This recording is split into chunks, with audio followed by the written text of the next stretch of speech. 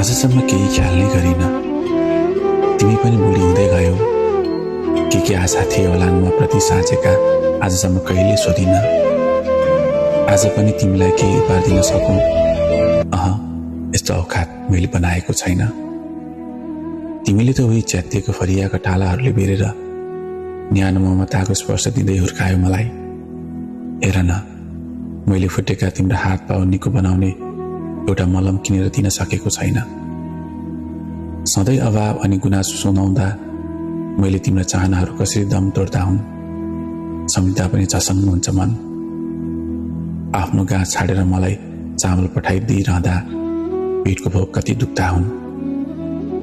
सानो छँदा देखेको तिम्रो कानको मुन्द्रा अब सानो भएछ आमा।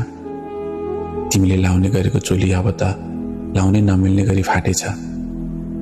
कसरी लुकाउँछौ कति छन् व्यथा भनी। हेर न, पीडाले छटपटिएर कहिले ननिदाउँछ तिम्रो आँखाले अब सधैँको लागि लगिदेला कि भगवानले भन्ने आश राख्न थालिसकेछ। थाहा छैन, तिम्रो लागि गुन्ने चोली किनेर उपहार दिन मलाई भाग्यले अनि तिमीलाई समयले साथ दिन्छ कि दिँदैन। तर निर्धक्क हुनु तिमी। जतिपटक हारौँ म तिम्रो दुःखको मजाक बन्न दिने छैन, मजाक बन्न दिने छैन आमा।